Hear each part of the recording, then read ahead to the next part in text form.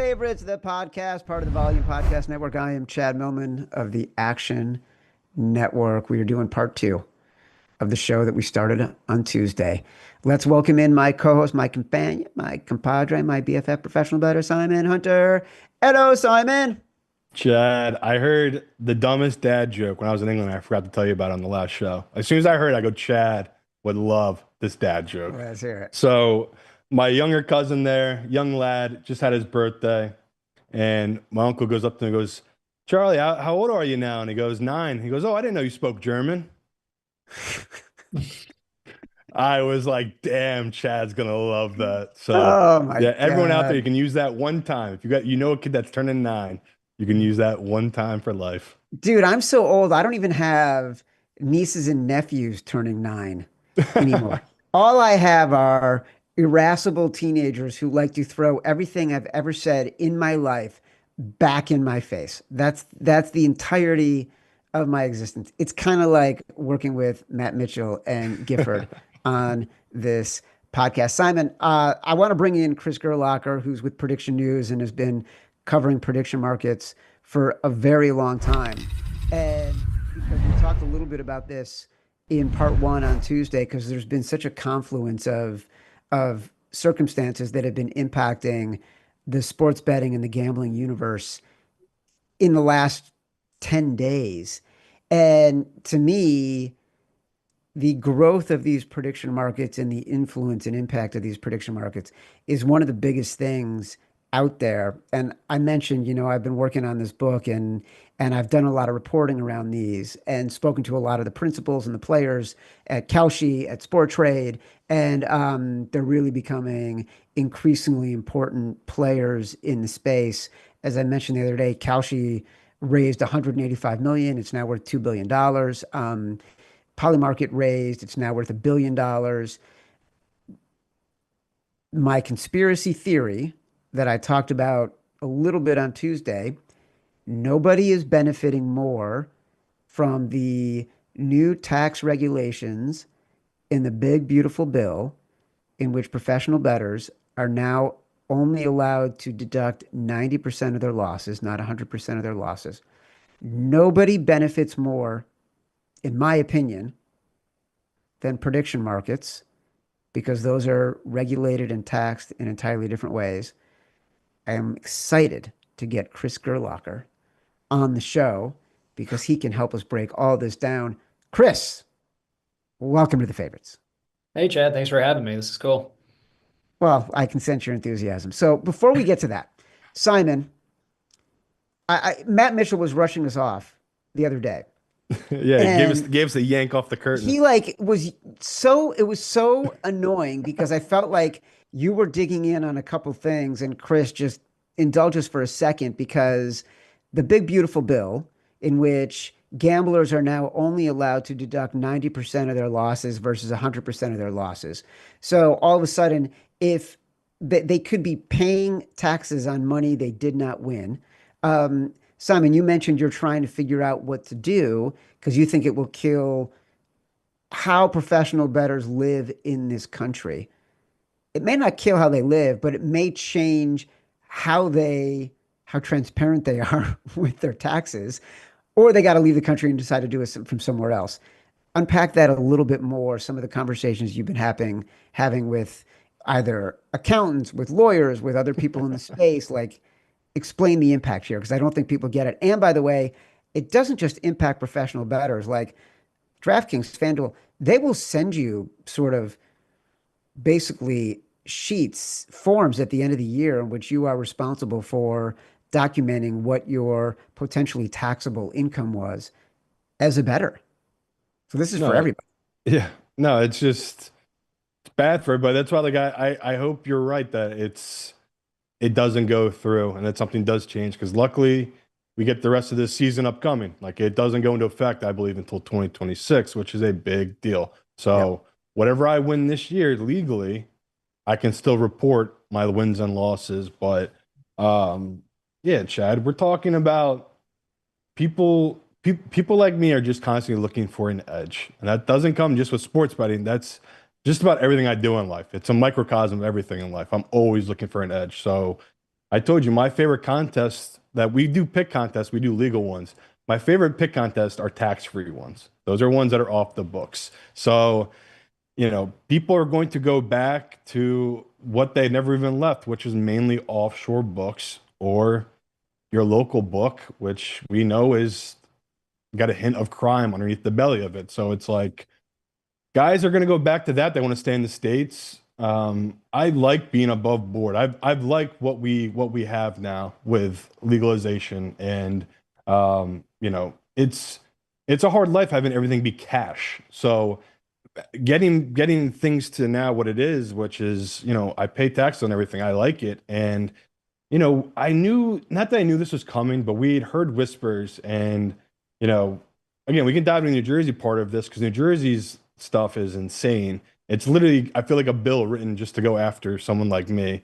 I am a narcissist in many ways, but that one just is insane to me, attacking runners. But it really is at the point, Chad, where I'm going to be forced possibly to leave the country for 6 months out of the year, right? England is no taxes. I can win big money and pay no taxes on the winning. Same with my losses in England. It's very different, their taxes towards gambling than it is here in America. So that off the get-go is a big deal. And many professional bettors are going to look into that. Now, getting 3 months to a 6 month visa to England, that's a whole story inside itself. Chad knows my mom's from England. I can have dual citizenship. It's no problem. Um, you know, that's something that happens basically when you're a wee young lad. So to me, it's not going to be a hard transition. To a lot of guys, like I was just meeting with in Vegas, I don't think they've ever even left the country, let alone go to England. So they're the ones that to me will go back to the dark books. And again, there's ways around it. It's just the normal bettor having to pay, having to already try to make a winning betting and then having to pay 10% on their losses. I just can't believe it. I can't believe it. I really can't. I know how stupid a lot of the stuff in our government is, but this one is it's up there. And what we're about to dive into, the poly market's something that's going to help counteract this in many ways. So I'm here. I'm excited to learn more about it from Chris here because, to me, and a lot of other people, Chad, it was something that really blew up when it came to politics. And it's obviously going to try to take advantage of what's about to happen right now with these sports books. So, yeah, very unique, interesting time we're living in for sure with the sports betting markets. Chris, thanks for letting us sort of finish up that conversation. But Simon brings up the politics. He brings up Polymarket. It for anyone listening who, because we haven't talked a lot about Kalshi, we haven't talked a lot about Sport Trade, we haven't talked a lot about Polymarket on this show. Give people a primer. You are an expert in this. You write for Prediction News. You've been covering this for a long time at a professional level. Give people a primer on what's happening in this space. Sure. So, for those who don't know, prediction markets are, they're an exchange where you can buy and sell contracts on whether an event will happen. And every contract is priced between 1 cent and 99 cents. And the price ends up being how likely that event is to happen. And, the more valuable your contract is, the more likely it is to pay out. Winning contracts pay out $1 each and losing contracts get nothing. So, it's this really cool, interesting way to aggregate a lot of information and kind of get a snapshot of a forecast if you're in it for the forecasting. But if you're in it for the gambling too, it's constantly live. So it's this, really strong and unmatched live betting experience as well that makes it really good for recreational betting. So if you look at, Sport Trade, they've been offering sports contracts since 2022. They've just been doing it under state gambling law. So they've got their licenses, I think, in 5 states now. Um, and they're, safely considered a gambling company. Now, when Kalshi first launched, they were not offering sports or elections or, bleeding over into any of these other subjects. They were all about, economics, finance, some pop culture, but sports was a red line for a while, and elections was a hard line. But they'd been trying since at least 2021 or 2022 to offer, you know, first it was election or betting on the midterms, and then they finally won their lawsuit in September 2024, and were able to finally launch in October. So, um, there's just been a lot of explosive growth and publicity surrounding prediction markets during the 2024 election, because that's when you get your first, high volume commercial, really big regulated prediction market. I mean, yes, Polymarket is huge, but it's in the crypto space, and it's not that it's not popular. It's not that it doesn't have a ton of volume. It's just that if you're a regular guy, you can either go learn Web3 and go learn how to play with crypto and figure out the wallets, or you can just go to Kalshi, throw down a debit card, and start betting. Right. Kalshi is legal in the United States. Polymarket is not. Kalshi is regulated by the CFTC, the Commodities Futures Trading Commission. Polymarket is not. Sport Trade, like you mentioned, has decided to go through the state licensing process. To me, this is what's so fascinating. Um, Alex Kane, who started Sport Trade, wonderful guy, thoughtful, energetic, enthusiastic, really earnest years ago was a visionary and had this idea to start a prediction exchange, essentially a Mhm. betting exchange based on sports. And he went the route of getting regulated state by state as a sports betting operator. Kalshi, started by a couple of people who got to know each other at MIT and then became options traders as interns in places like Citadel. And then they were like, wait a second, people are betting on these particular commodities based on who they think is going to win this election. Can't we Mhm. just offer markets on the elections and things like, will the Fed raise interest rates? And they graduated from MIT, started this business, and they decided to get licensed by the CFTC, which they are. Mhm. Since January, they have been offering markets on sports. Mhm. And Chris, this is where it's gotten really interesting because Kalshi is offering, bets at markets, contracts on the Super Bowl. Then they're Mhm. offering markets on March Madness. Now, the majority of the trading volume on Kalshi, and I would recommend, in addition to what Chris does with prediction news, everyone should read Dustin Gauker. He's got a great Mhm. Substack called Event Horizon about this stuff. Um, he did an email today that showed the volume traded on Kalshi, something like 80% of it is Mhm. sports. And so they're basically operating as Mhm. a entity offering the ability for people to predict the sports markets. I'm Mhm. not going to use the phrase betting um, at a national scale, and they've bypassed the regulatory markets in the states. Um, how is that even possible? Sure. Well, this is one of the interesting things that's really come to life in, Kalshi's fight first over elections, but especially over sports.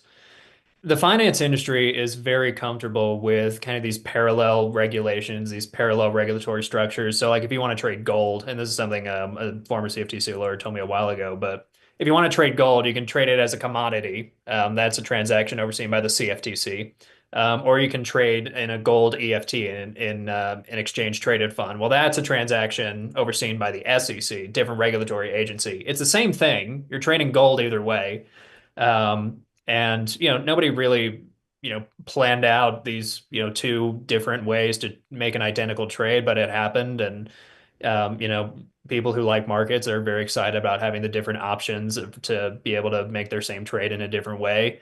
And that contrasts almost completely with the gambling industry, where everything, for good reason, has to be under kind of one regulatory umbrella. I mean, no one has ever described sweepstakes casinos or like gray market slot machines and gas stations as, great, liquidity providers, or, great for pricing or anything like that. So, um, I think that's one of the reasons that these two industries are really talking past each other in court, is just they're looking at this completely differently. Right. So since Kalshi has offered these markets, Hmm. they've gotten cease and desists from, I think, 7 states telling Hmm. them to stop. New Jersey, Maryland, a bunch of others. They keep losing um, because they have this imprimatur of being a legal entity, a legitimate entity for offering these markets from the CFTC. And what's interesting is Kalshi includes Donald Trump Jr. as an advisor, and the incoming chairman of the CFTC is a former board member of Kalshi, who in his hearings to be confirmed said, I'm fine with sports markets being part of Mhm. commodities exchanges. So you know that's not going to change. That's just going to continue to be the way it is. It's not, if change happens, it's going to come from the courts. It's not going to come from Brian Quintenz and the CFTC. The district court in Maryland right now is one of the interesting ones to watch because Nevada and New Jersey granted Kalshi's preliminary injunction. They said you're probably going to win on the merits. You know, the federal preemption probably applies here to, you know, state gambling regs. Um, but the Maryland judge, he asked for a lot of supplemental briefs. He said, you know, let's get some of these issues on the table and really flesh them out. And you know, one of the big briefs that came in a couple weeks ago was from the Indian Gaming Commission, and you know that was probably one of the first times that you know one of the federal laws that Kalshi sports contracts could cross was that was the first time that argument was really built out really well. So the Indian Gaming Regulatory Act that forms the foundation of Indian gaming, that's a federal law, that's not a state law. And so while like I think briefs in New Jersey and Nevada like listed the Wire Act and PASPA and IGRA like kind of alongside each other, saying, "Hey, this could be an issue."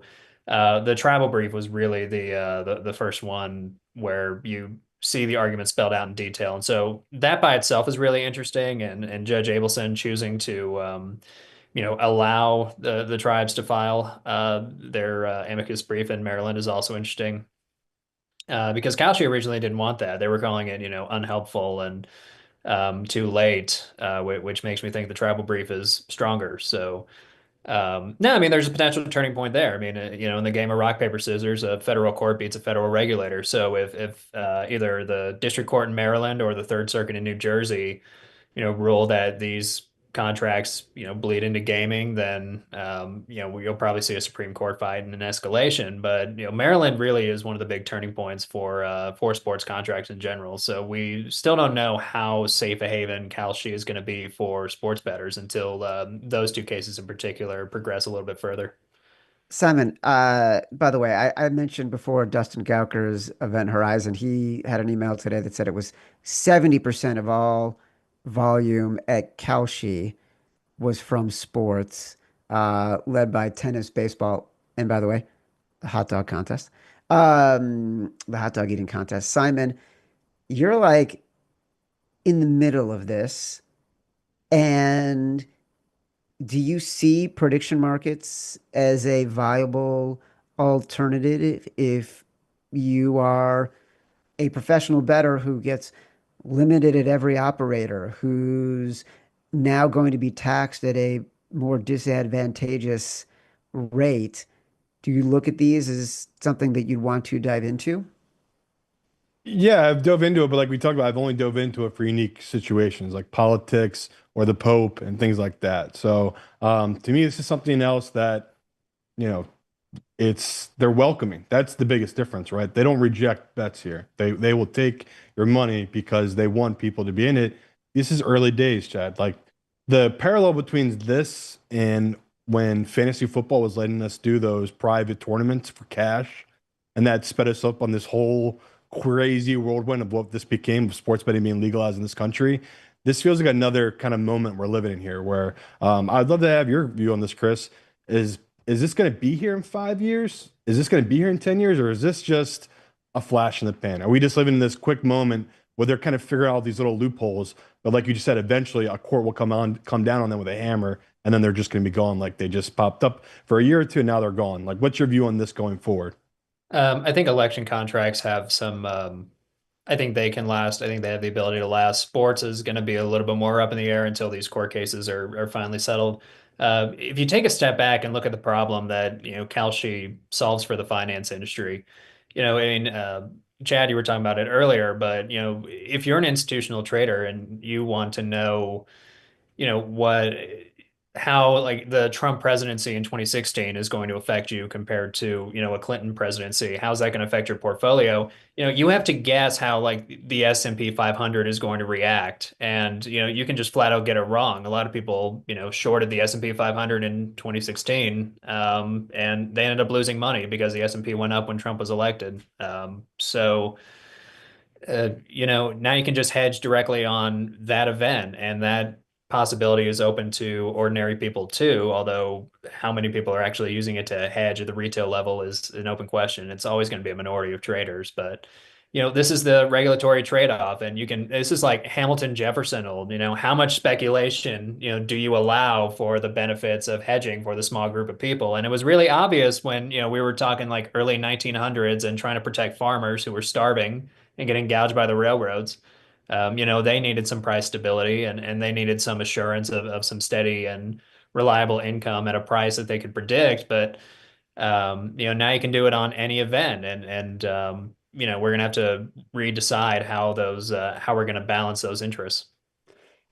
Chris, it handicap this in another way, Mhm. for lack of a better term.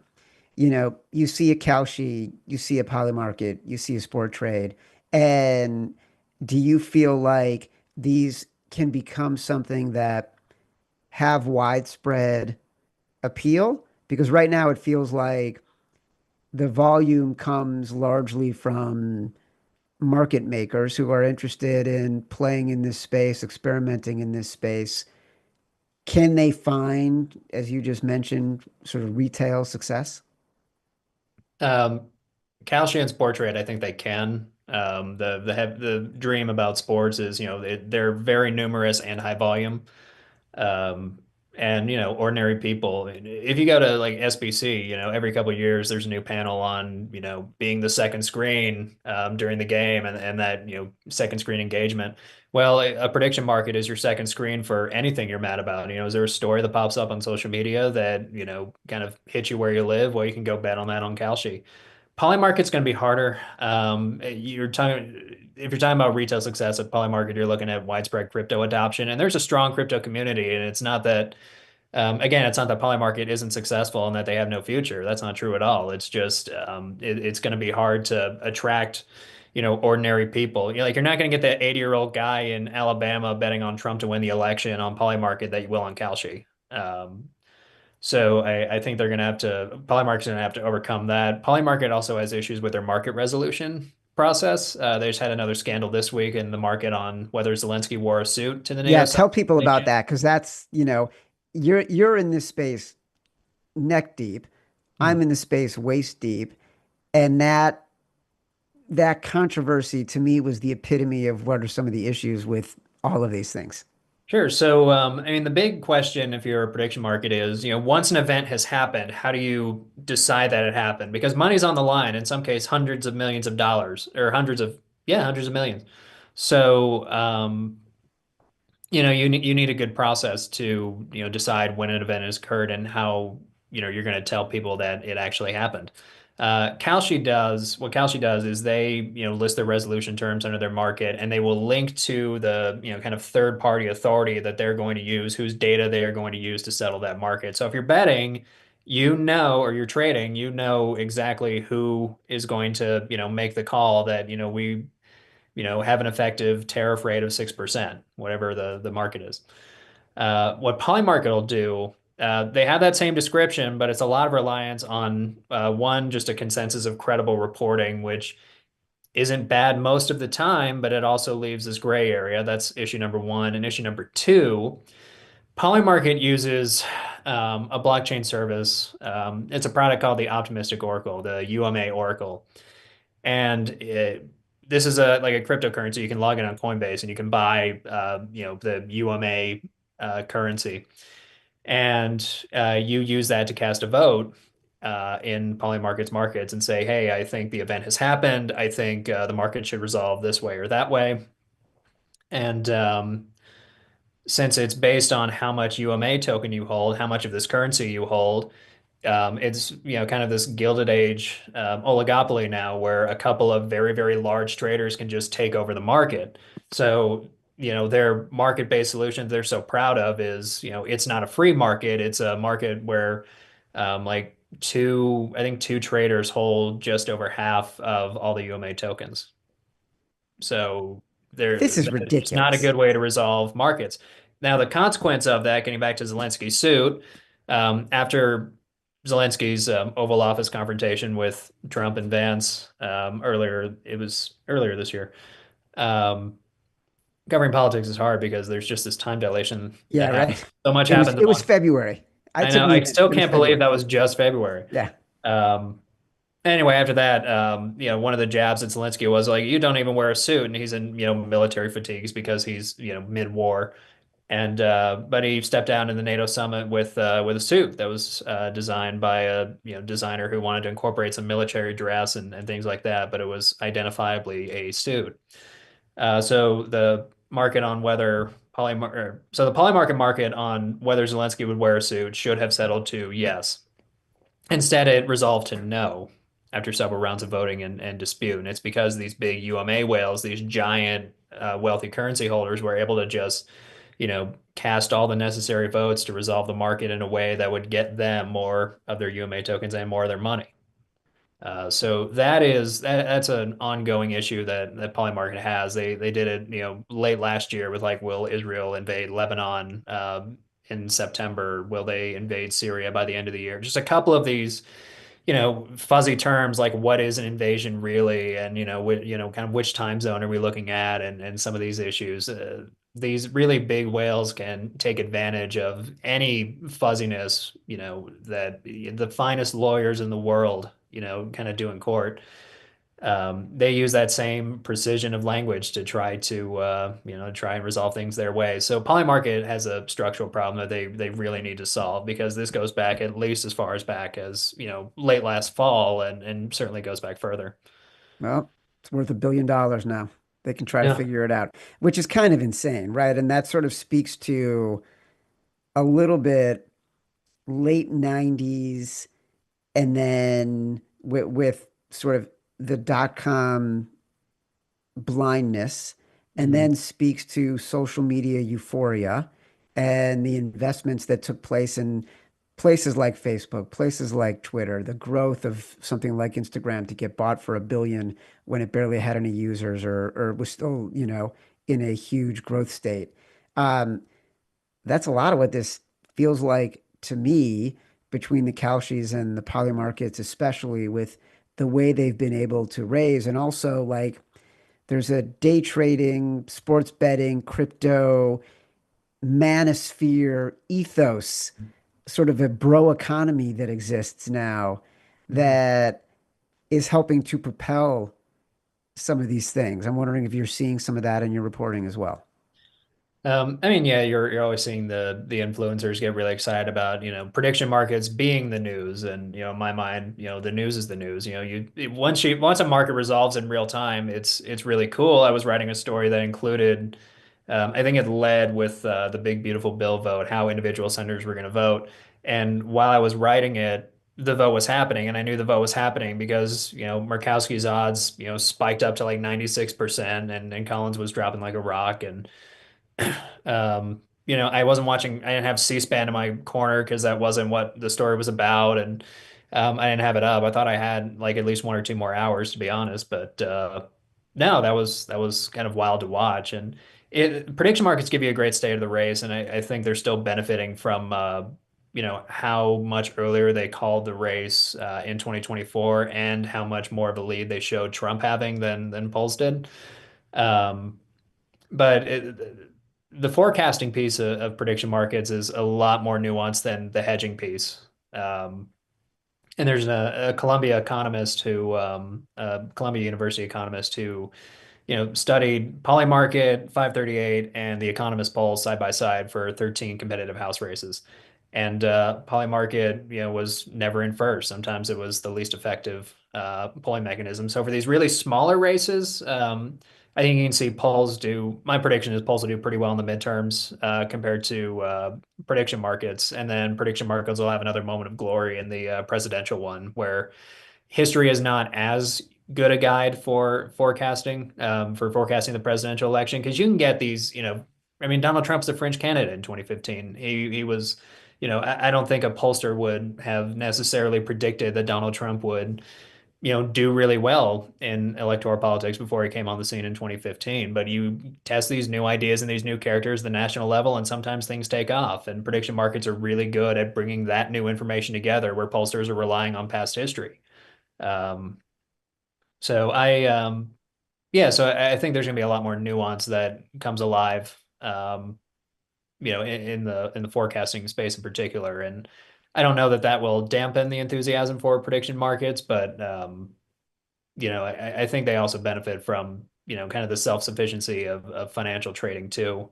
The idea that you can trade yourself and know the future better than everybody else and, be the self-sufficient man in particular. I mean, I grew up in Texas. I know what those noises sound like, but it's also, I mean, those same things, those same beliefs are, cognitive behavioral therapy for financial trading addicts. There's a professor in California who's on the front edge of trying to, prepare gambling counselors as well to, properly treat people who are using financial platforms as, gambling platforms and, hiding behind, well, I'm investing, I'm not gambling, even though, they're functionally gambling, even if their activity that they're choosing is regulated under this different umbrella.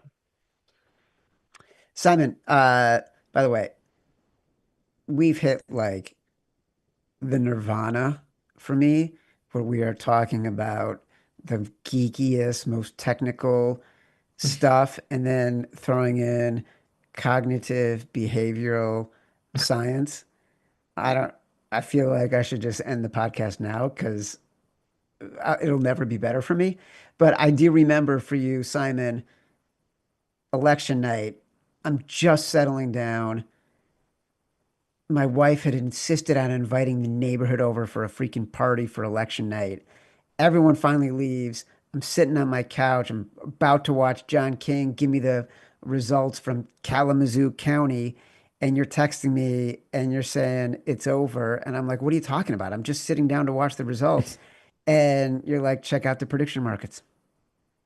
Yeah, again, it's a different world where I don't know much about betting politics, but luckily I have people in my life that do it professionally. And these guys texted me at 8:30.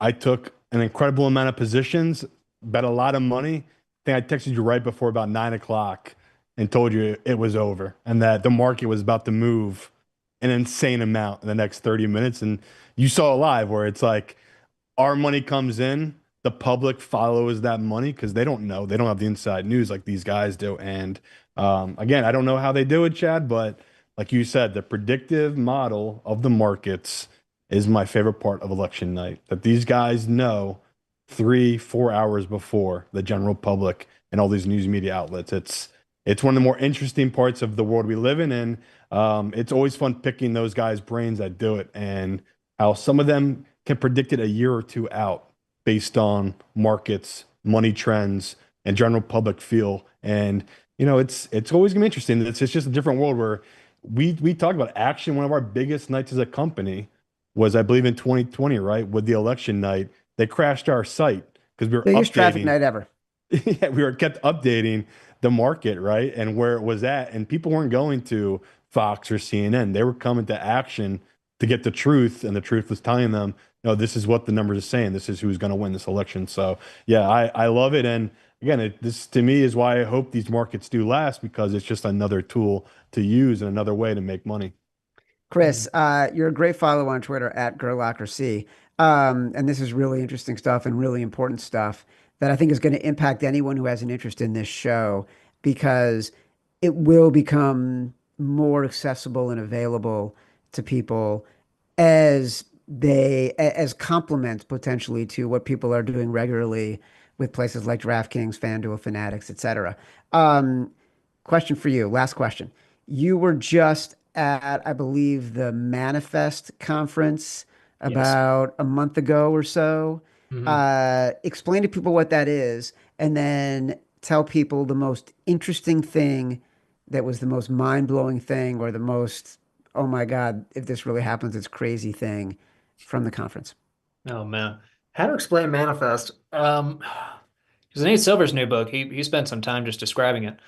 So Manifest is basically it's half conference and half festival. So it's this gathering of they're really trying to attract big name stars. So like Nate Silver, Jesse Richardson, at Political Kiwi on X. He's a great political trader. David Shore, great progressive Democratic pollster. Richard Hanania, a very good conservative pundit. He's not a pollster, but he's actually a pretty good commentator. He's a libertarian who had a come to Jesus moment about Trump earlier this year, so he was interesting to watch, and he also did a really good job in hindsight of predicting Donald Trump's rise. So anyway, you get people like that who are giving talks, and then you have all these really kind of quirky technical folks. The sex exploration people, the sex influencers like Ayala are also there. There's it's all about body positivity and kind of intellectualizing of sexuality as well. So a lot of different intellectual spheres all come together at Manifest at this campus just off Berkeley, and it's a really cool space, and definitely worth. It was definitely worth going to for sure. But the most mind-blowing thing for me about that trip was the idea of the looming rise of AI traders and LLM traders. So, LLMs can already, like ChatGPT can research a trade for you and pull some sources, and Perplexity AI can, give you some trading advice and do some research for you. We're getting very close to, arguably within the next 4 years, according to at least one study I was shown there, of AI traders who match the accuracy of so-called super forecasters, people who are just very, very accurate traders beyond what experts and even what wise crowds can achieve. So the rise of AI traders is going to have some hard questions, and I think the free to play and crypto platforms are going to have to deal with it first. Right now every user should be a human trader on a regulated free money or real money site like Kalshi, right? You can't have counterfeit people on there, even if you're using AI to assist. Um, but there's at least one startup there called Future, another prediction market site. And they're already preparing their UX to have fully autonomous AI traders with their own accounts. So the AI wave is not just it's not just coming for the white collar jobs. They're looking at traders too. And pretty soon, bettors. Yeah. Chris Gerlacher, fucking awesome, man. That was great. Uh, Follow Chris on Twitter at GerlacherC. Check him out at Prediction News. This is a fascinating space that people need to paying attention to. So, thanks for jumping on, brother. I appreciate it. The Favorites will return with our next episode of the show Tuesday. Action Network YouTube page. Download us from Spotify, Apple Pods, wherever you get your pods. Rate, review, subscribe. Leave us 5 stars. Say whatever you want. Feedback is a gift. Until next time, love you.